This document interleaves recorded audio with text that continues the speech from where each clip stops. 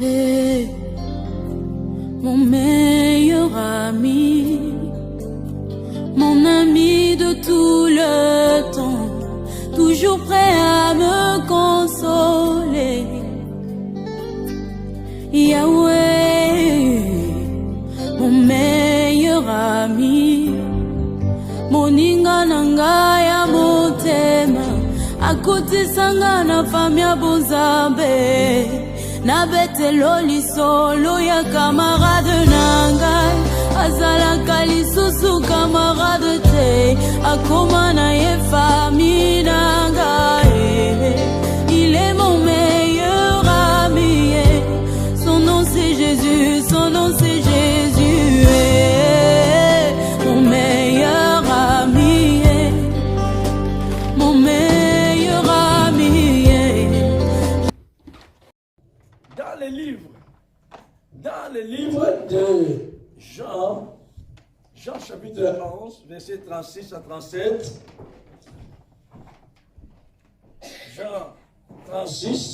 Jean 11, verset 36 à 37. On parle, c'était la mort de Lazare. Sur quoi le juif dit, voyez comme il l'aimait. Il parlait de Jésus, comment Jésus aimait Lazare et sa famille. Et les Juifs sont remarqués aussi l'amour de Jésus-Christ pour Lazare et pour sa famille, pour ses sœurs Marthe et Marie. C'est quoi le juif dit, voyez comme il l'aimait. Et quelques-uns d'entre eux, le juif, dirent, lui qui a ouvert les yeux de l'aveugle, ne pouvait-il pas faire aussi que cet homme ne meure point? Amen. Amen. C'est un juif qui parlait et dit, voyez comme il aimait. Jésus manifestait son amour pour cette personne, de Lazare, de sa famille.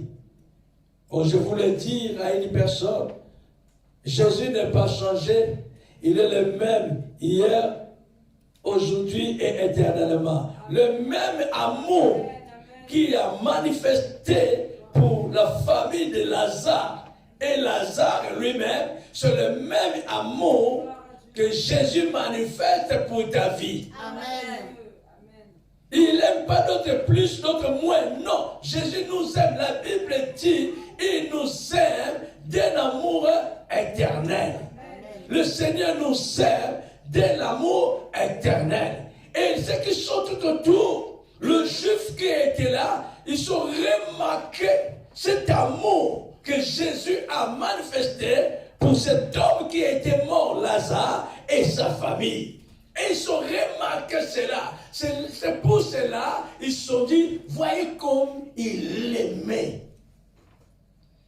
Et ils ne sont pas restés là. Ils ont continué. Deuxième chose, dit, lui qui a ouvert les yeux des aveugles, c'est lui qui a ouvert les yeux des aveugles. Il ne pourrait pas dire, empêcher ces morts. Dans le verset 37, et quelques-uns d'entre eux disent, lui qui a ouvert les yeux de l'aveugle, ne pouvait-il pas faire aussi que cet homme ne meure pas ou ne meure point? Il ne pouvait pas le faire que cet homme ne meure pas. Mais il est déjà mort. Lazare était déjà mort. Donc les Juifs qui étaient là, c'est ceux qui étaient venus dans le deuil pour consoler la famille. Vous voyez, quand quelqu'un est mort, quelqu'un est décédé dans une famille, le groupe qui est, de connaissances qui vient, du monde qui vient pour consoler la famille. Pour consoler, pour pleurer avec la famille qui pleure. Parce que la Bible dit, pleurez avec ceux qui pleurent. Et réjouissez-vous avec ceux qui se réjouissent.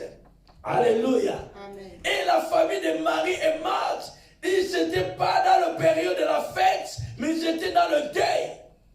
Parce qu'ils avaient perdu leur frère Lazare qui était décédé, leur frère Lazare qui était mort. Et la foule qui venait, ils ont remarqué Jésus quand il est venu.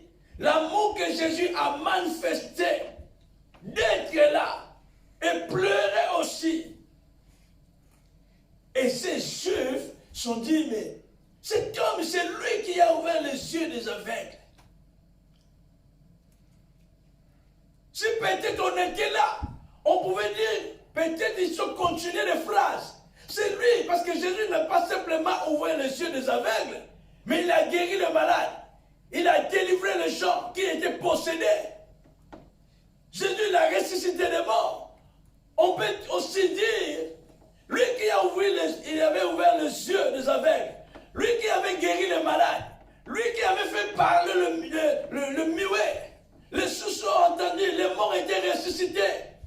Lui qui avait pardonné parce qu'il avait le pouvoir pour pardonner, il avait ressuscité les morts. Ne pourrait pas-il empêcher que cet homme ne meure pas? C'est lui qui avait fait de grandes choses. Il avait opéré des miracles. Il a guéri les malades. Il a ressuscité les morts. Mais l'amour qu'il a là, pour cette personne qui est morte, pourquoi il n'a pas empêché ces morts? Mais les gens sont oubliés. Jésus-Christ, il avait dit ça bien avant. Il dit la maladie que Lazare a, c'est pour la gloire de Dieu. Amen. Pour que Dieu puisse se glorifier à lui. Amen. Et quand même Lazare était mort, Jésus n'avait pas dit que Lazare est mort, mais il a dit Lazare, il dort.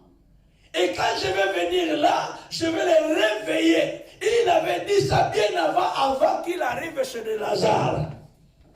Alléluia. Amen. Aujourd'hui aussi, il y a des gens qui se posent des questions.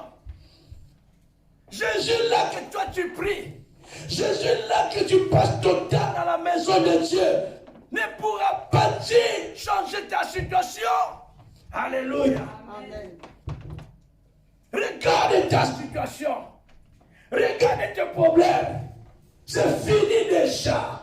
Est-ce que Jésus là, qui a fait des miracles à l'époque, il a guéri les malades, il a ressuscité les morts, il ne pourrait-il pas faire quelque chose pour toi?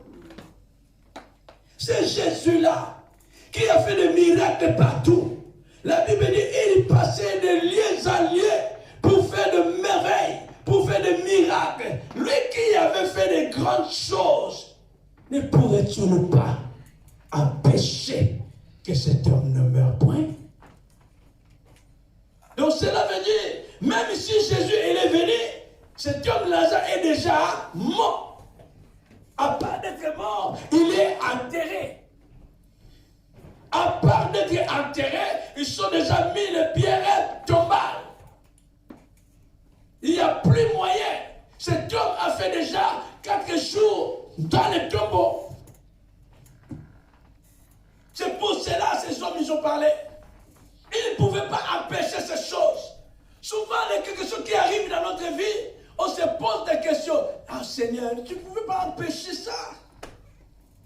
Pourquoi Dieu a permis ces choses? Pourquoi Dieu a permis que telles choses arrivent dans ma vie? Pourquoi il a permis cela? Il y a beaucoup de questions. Il y a des questions que nous pouvons avoir des réponses ou des révélations. Mais il y a des questions, on fera par tous les moyens, on n'aura pas de réponse, ni de révélation. Et ce restera un mystère de Dieu lui-même. Alléluia. Amen. Il y a des questions, Dieu peut nous répondre d'une manière et d'une autre. Mais il y a des questions, ça restera un mystère. Restera un mystère.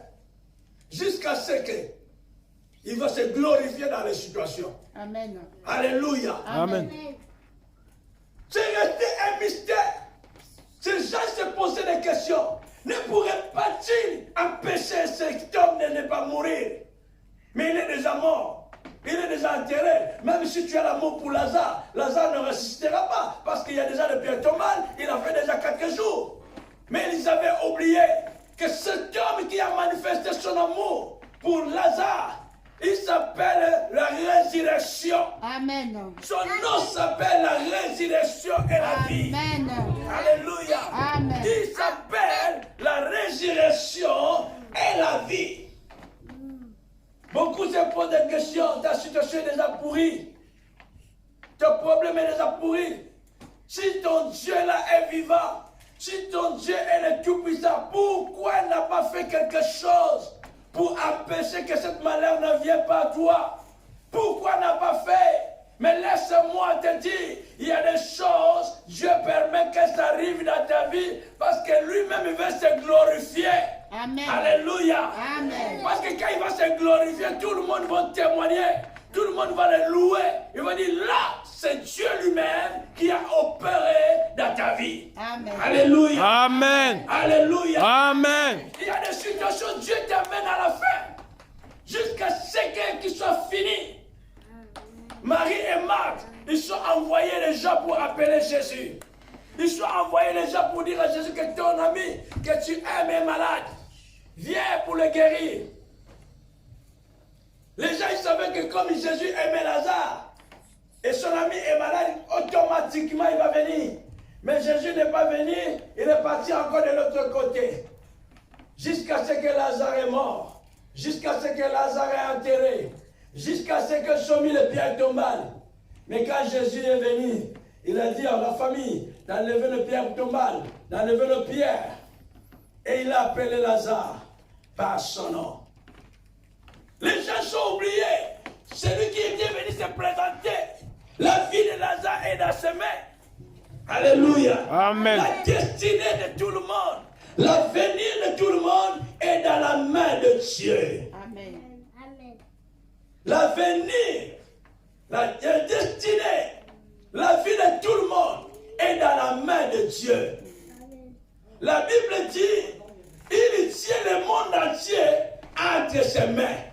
Dieu tient le monde entre ses mains. S'il veut qu'il y ait la pluie, il y aura la pluie. S'il veut enlever l'hiver, il va enlever l'hiver. C'est lui le créateur de toutes choses. C'est lui qui est le maître de toutes choses. C'est lui qui dit aimons et les choses existent. C'est lui qui appelle des choses qui n'existent pas à l'existence. C'est Dieu qui a séparé la nuit et le jour. Le soleil, la lumière, tout ça. C'est le Dieu qui avait fait. Et personne n'était son conseiller pour dire que non, fais à côté de l'Europe 4 saisons, en Afrique 2 saisons. Personne n'était son conseiller, mais il a fait par sa propre volonté. Amen. Amen. Il est Dieu, il restera Dieu. Beaucoup peuvent se poser des questions. Beaucoup peuvent te demander où est Jésus que tu pries? Où est le Seigneur que tu invoques jour et nuit? Il ne voit pas ta situation. Il ne voit pas ton problème. Il ne voit pas que tu es malade. Mais laissez-moi te dire, il ne vient pas en retard. Il fait toutes choses à son temps. Amen. Il est inconvenable. Il vient se présenter. Il te guérit. Amen. Alléluia. Amen. Alléluia. Amen. Les gens se posent des questions. Il ne pourra pas changer ton histoire. Jésus que tu pries, laisse-moi te dire, Jésus change l'histoire de la vie des gens. Amen. Il ne pouvait pas changer ton statut. Oui, Jésus change le statut des hommes et des femmes. Et quand il change ton statut, il change aussi un nom. Tu avais le nom de votre famille, mais le jour que tu te maries, tu prends le nom d'une autre personne. Il change ton histoire. Amen. Jésus, il change ton histoire. Oh, je dis, Jésus change l'histoire. Amen. C'est le changer l'histoire. Amen. Alléluia. Et c'est quand Zaïs, son enfant aussi, était malade. Dans le livre de Marc, chapitre 5. Marc, chapitre 5. Marc, chapitre 5, verset 22. Marc, chapitre 5, verset 22, 23. Alors vint un des chefs de la synagogue nommé Jairus, qui l'ayant aperçu, se jeta à ses pieds, le pied de Jésus, et lui dit, lui adressa cette instante prière. Ma petite fille est à l'extrémité. Viens, impose-lui les mains afin qu'elle soit sauvée et qu'elle vive. Cet homme Jairus a fait sa prière. Il a laissé sa fille malade. Il est venu vers Jésus. Il dit, ma petite fille est à l'extrémité. Viens, impose-lui les mains afin qu'elle soit sauvée et qu'elle vive. Dans le verset 24, Jésus s'en alla avec lui et une grande foule le suivait et le pressait. Verset 36. Verset 35. Comme il a parlé encore, survit de chez les chefs de synagogue des gens qui disent, ta fille est morte, pourquoi importune davantage le maître? Les gens sont venus dire au chef de synagogue qui s'appelait Jairus que ta fille est déjà morte. Ça ne sert à rien de portionner le maître.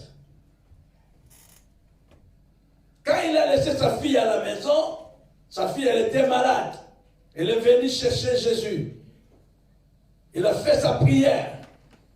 Il a dit à Jésus, viens chez moi, pose tes mains à ma fille, afin que ma fille soit sauvée et qu'elle vive. Et quand Jésus commence à marcher avec cet homme pour aller chez lui, il lui rencontre une grande foule qui lui vient le dire à cet homme Jairus, laisse tomber, ta fille est déjà morte. Laisse de portionner le maître, parce que ta fille est déjà morte.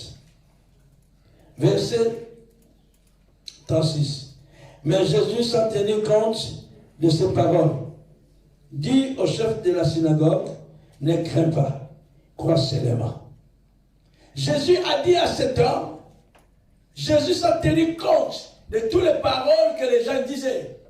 Mais il a dit à cet homme que sa fille qui est morte, il dit, ne crains pas, crois seulement. Ne crains pas, crois seulement. Oh, je voulais dire à quelqu'un par rapport à ta situation, ne crains pas, crois seulement. Amen. Souvent quand nous traversons des moments difficiles, il y a la crainte, il y a la peur qui est là.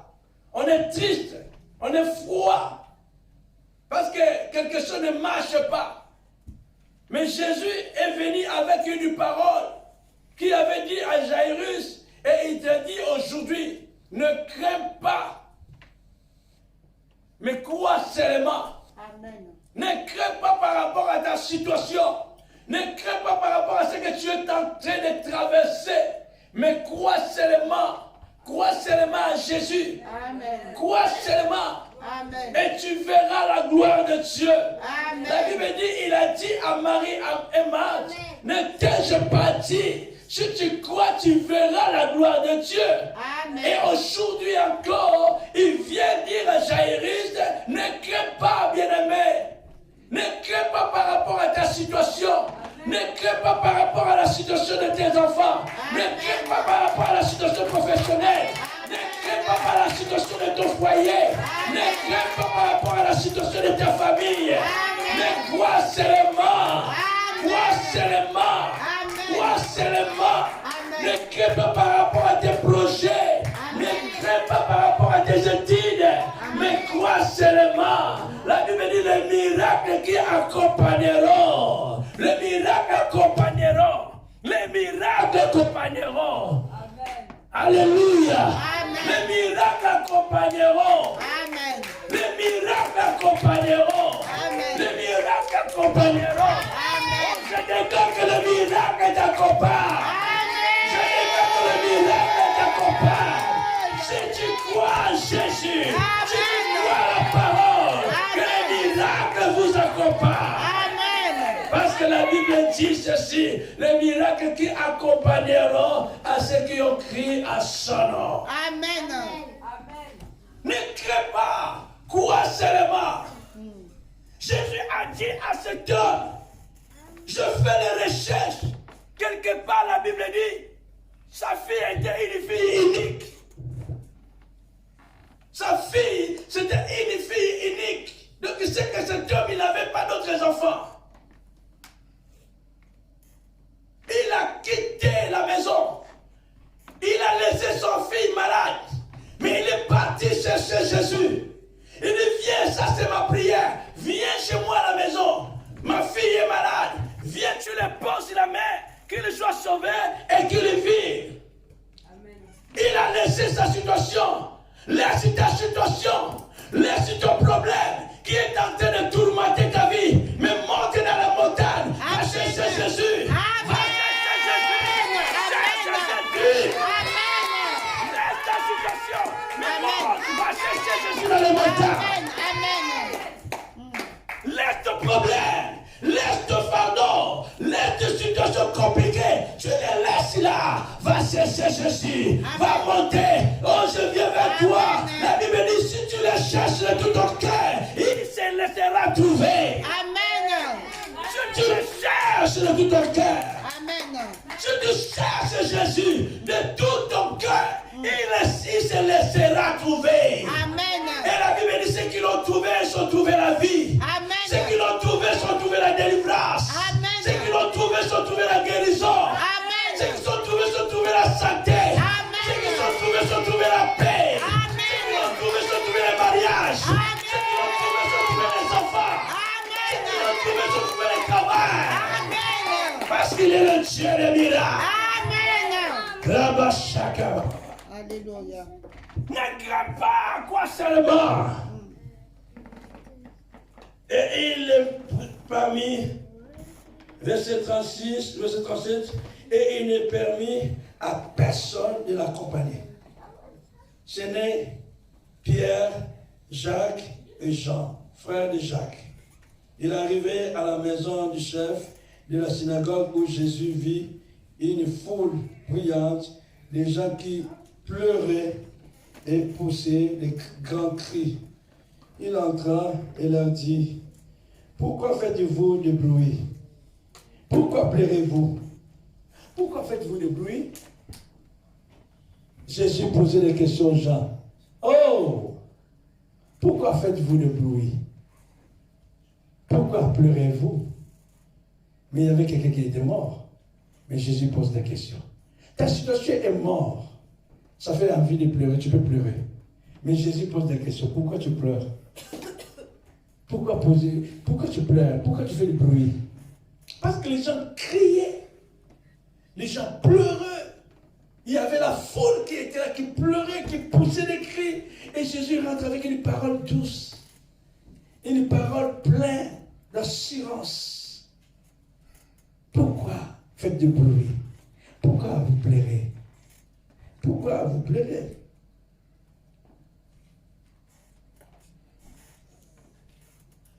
Pourquoi pleurez-vous? L'enfant n'est pas mort. L'enfant n'est pas morte, mais elle y dort.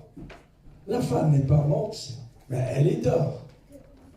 Jésus a dit, pourquoi vous poussez des cris? Cette fille n'est pas morte, mais elle y dort. Amen. Elle n'est pas morte, elle y dort. Amen. Quand quelqu'un dort, cela veut dire qu'il se réveillera à un moment. Quand la situation dort, à un moment, la situation, ça changera.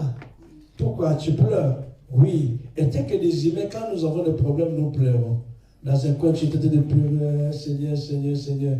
Mais quand le Saint-Esprit vient parler à ton esprit, parce que le Saint-Esprit parle à notre esprit. Amen.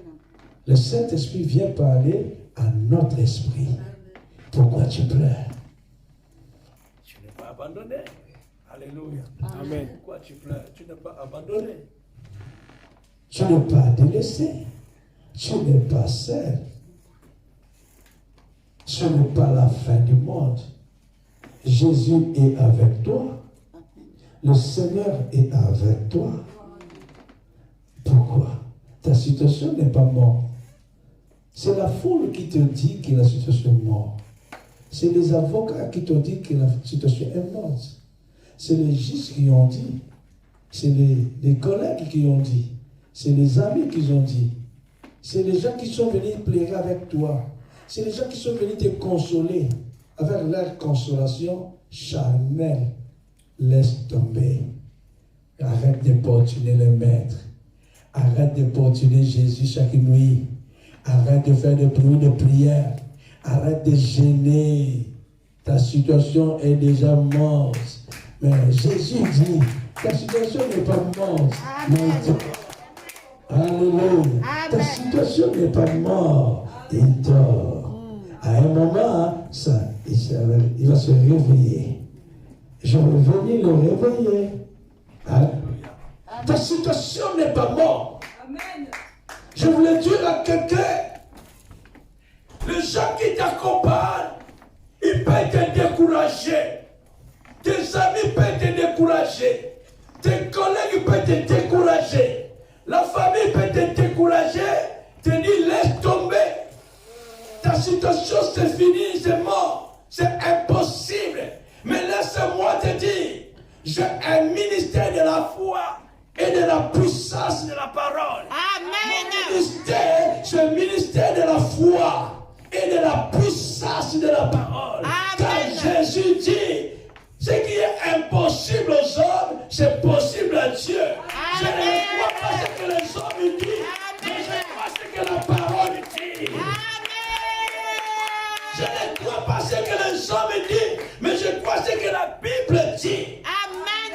La Bible me dit, ce qui est impossible aux hommes, c'est possible à mon Dieu. Amen. C'est possible à mon Dieu. Amen. C'est possible à mon Dieu. Amen. Ce qui est impossible aux hommes, c'est possible au Dieu que je sers. Amen. Mais ce qui t'accompagne et t'influence pour te dire avec des paroles négatives, laisse tomber. Ça ne sert à rien de continuer les maîtres. Ça ne sert à rien. Ça ne sert à rien de rester là. Reste à la maison. Tu as beaucoup prié. Il n'y a rien qui change. Tu as beaucoup gêné. Il n'y a rien qui change. Laisse tomber. La situation de tes enfants ne change pas. Mais laisse-moi te dire, ce qui est impossible aux hommes, c'est possible à Dieu. Amen. Même dans les dernières secondes, la situation peut changer. Amen. N'écoute pas ce qui vient avec les paroles négatives. Mais écoutez la parole de Dieu. Qu'est-ce que ta parole te dit? Qu'est-ce que Jésus t'a dit? Ce qu'il t'a dit, il est derrière sa parole. Lui-même, il est derrière sa parole pour accomplir de grandes choses. La Bible dit, il est fidèle à sa parole. Il a dit à cet homme, ne crains pas. Cette fille n'est pas morte, mais elle dort. Amen. Alléluia. Amen. Je fais entre parenthèses. Dernier verset. Je vais revenir là. Et 2 Rois chapitre 4.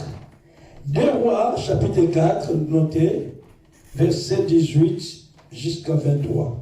2 Rois chapitre 4, verset 18 jusqu'à 23. L'enfant grandit et un jour qu'il était allé trouver son père vers le moissonneur. Verset 19.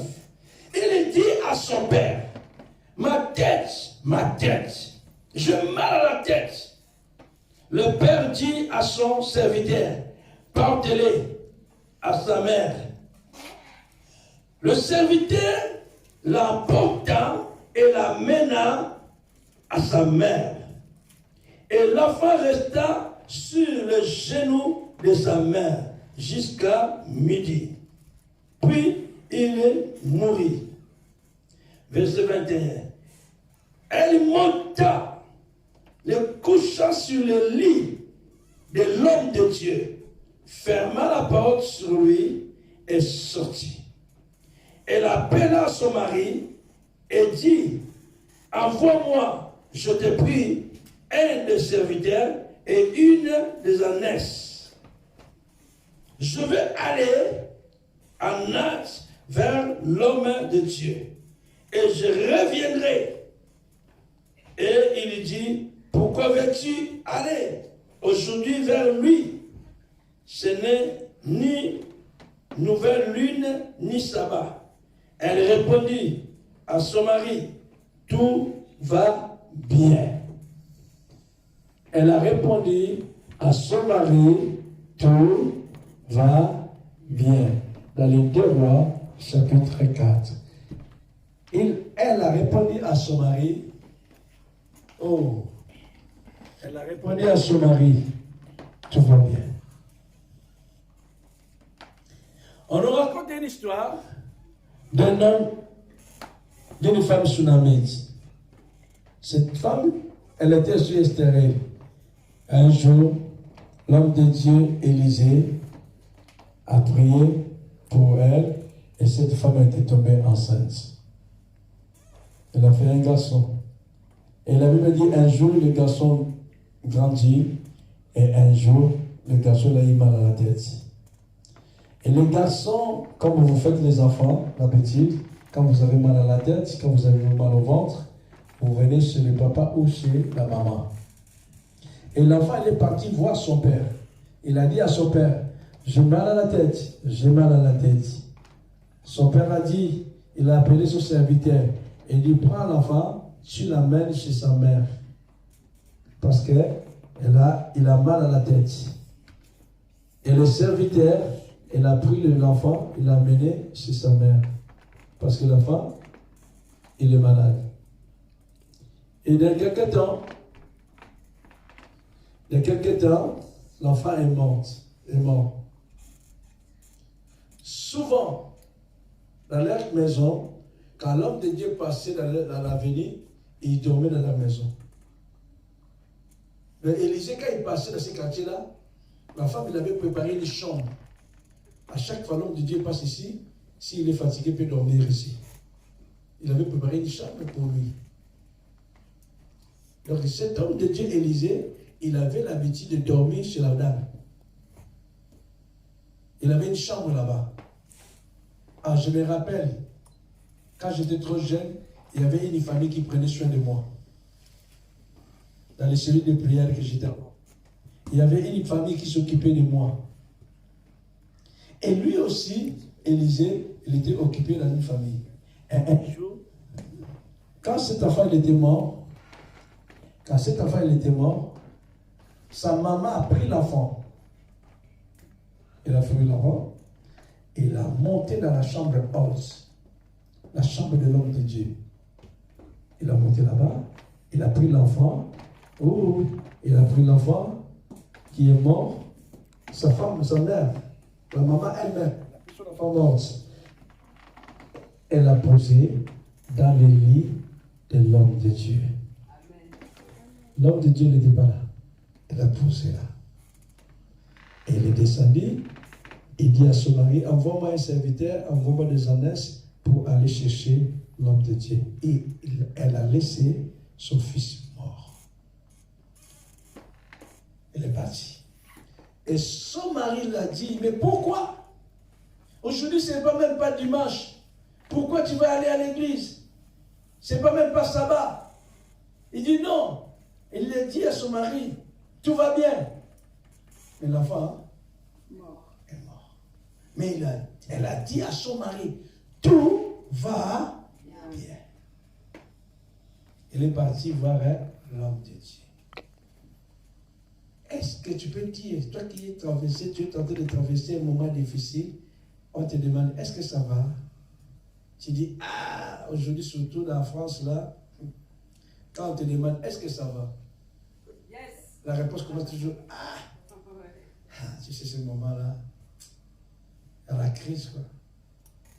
Tu sais, ce moment-là, au boulot là-bas, ça paye pas bien. Tu sais, ce moment-là, j'ai un problème financier. Tu sais, ce moment-là, compliqué. Mais la femme dit, quand on le demandait, elle disait, tout va bien. Mais son fils est mort. Il a laissé son fils là-bas, dans le lit, dans la chambre 1, dans la chambre haute. 2, dans le lit de l'homme de Dieu. Oh, vous savez que, attention, moi je suis marié, j'ai une femme. Mais attention, il y a des alliances entre l'homme de Dieu et son Dieu. Il y a des alliances entre l'homme de Dieu et celui qui l'a appelé. Il y a des alliances. Même la femme, il ne peut pas dépasser des limites dans certaines choses. On peut dormir même un lit. On peut utiliser les mêmes draps, les mêmes couettes. Mais il y a des choses spéciales. Hein? Tu vas voir quand le mari il est là, comme il a son alliance, tout va bien. Mais moi quand il déplace, c'est maintenant tu dis, on dirait une chose bouger ici. Et dès qu'il vient calmement, comme hymne national, oh, tu t'es calmé. Ils ont pris l'enfant, elle a déposé son fils dans les lits de l'homme de Dieu. Et elle est partie le chercher. Et cet enfant-là, il est ressuscité. Laisse ton problème. Imaginez, l'enfant est mort, mais là, toi, ton problème. Laisse ton problème dans les montagnes. Laisse ton problème dans la chambre haute, dans les lits. Laisse ton problème. Monte dans la chambre haute. Monte dans la montagne de la prière. Commence à dire, tout va bien. Mais la situation est là. Je veux voir ta foi. Amen. J'ai des problèmes, mais je fais par la foi. Amen. J'ai des problèmes, mais je donne ma dîme par la foi. Amen. J'ai des problèmes, mais je laisse les problèmes. Je viens à l'église. J'ai des problèmes, je viens prier. Amen. Je prouve ma foi, je active ma foi. Et c'est là que le miracle va t'accompagner. Amen. Alléluia. Amen. Amen. C'est le miracle. Peut-être que vous avez jamais regardé le film des pasteurs qui était ressuscité, qui s'appelait Daniel, à Nigeria. Un pasteur qui était ressuscité à Nigeria, en 2001. Ce pasteur, il partait en voyage avec sa femme dans les villages pour aller voir ses parents au village. Il part en village pour voir ses parents. Il a vu ses parents. Dans son retour à Nigeria, à Lagos, il a fait l'accident. Il était mort. C'est passé à Nigeria. Il était mort. Allez regarder ce film. Pasteur Daniel qui était ressuscité à Nigeria. Sa femme a pris le corps. Ils ont déposé le corps de son mari dans la menthe. Oh! Ils ont déposé le corps de son mari dans la menthe. Mais la femme a pris le corps de son mari. Écoute-moi bien. Elle a pris le corps de son mari dans la menthe là-bas. Il a amené le corps à l'église. La femme a pris le corps de son mari. Son mari est mort. Il a récupéré le corps de son mari dans la mort. Il a amené ça à l'église. Or, à l'église, il y avait une grande campagne d'évangélisation. Ils avaient le corps, ils sont rentrés par derrière dans les bureaux. Ils sont appelés des intercesseurs. D'autres pasteurs de l'église. Ils commencent à prier pour cet homme. Ils commencent à prier pour cet homme. Et cet homme, il était ressuscité. Amen. Alléluia. Amen. Ce n'est pas simplement d'abord la prière des gens qui ont prié pour cet homme. Mais c'était la foi de la femme. Amen. C'était la foi de la femme. Son mari est mort. Mais il a refusé la mort. Il a pris le corps de son mari. Il l'a amené à l'église. Il dit, mon mari doit se réveiller. Amen. Et son mari est revenu à la vie. Amen. Ta situation, prends ta situation. Prends ton fardeau. Va déposer sur Jésus. Amen. Prends ton souci. Dépose sur le pied de Jésus. Amen. Écrase les mains. Jésus a appelé Lazare par son nom. Lazare est réveillé. Il a appelé la fille qui était morte. La fille était ressuscitée. Il est aussi capable de changer ton histoire. Il est prêt à changer ton histoire. Je te donne beaucoup d'exemples de ceux qui sont manifestés leur foi. Et le miracle était accompli. Même si ta situation comment, Jésus que nous prêchons, c'est le Dieu de miracle. Ferme tes yeux et prions. Lève-toi, commence à prier.